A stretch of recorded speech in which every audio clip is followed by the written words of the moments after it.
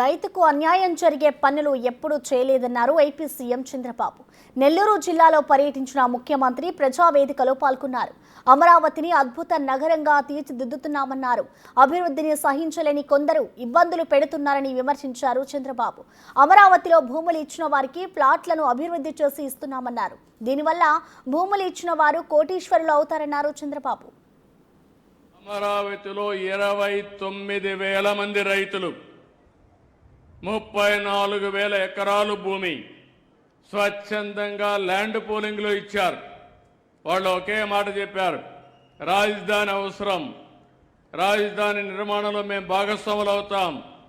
మేము భాగస్వాములు అయితే మాకు మేము ఇచ్చిన భూమిలో మీరు అభివృద్ధి చేసి మాకు కూడా కొంత భూమి ఇస్తే మేము బాగుపడతామంటే నేను ఇచ్చాను.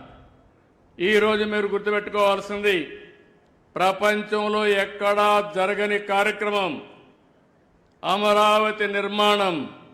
ఒక్క పైసా కూడా ప్రభుత్వ ఖర్చు లేకుండా అక్కడుండే భూమి మీదనే అది అమ్మి అక్కడ ఇన్ఫ్రాస్ట్రక్చర్ డెవలప్ చేసి ప్రజల్ని కోటీశ్వరులు చేసే కార్యక్రమానికి శ్రీకారం చుట్టిన పార్టీ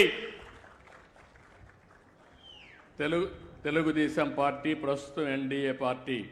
నేను ఎప్పుడు కూడా ఒకటే విజ్ఞప్తి చేస్తున్నాను, ఇంతవరకు నేను హైదరాబాద్లో ఎయిర్పోర్ట్ కట్టినా, లేకపోతే ఇంకొకటి ఇక్కడ ఒక ప్రాజెక్టు కట్టినా, ఎక్కడా ఏ రైతుకు కూడా అన్యాయం జరగకుండా న్యాయం చేసిన వ్యక్తి, న్యాయం చేసిన పార్టీ ఇది. మీలో కూడా ఒక ఆలోచన రావాలి. లిటిగేషన్లు పెట్టడం, కావాలని కొంతమంది సరైన ప్రవర్తన లేకుండా ఏదొచ్చినా, ఏ అభివృద్ధి వచ్చినా సహించలేని వాళ్ళు కొంతమంది ఉంటారు.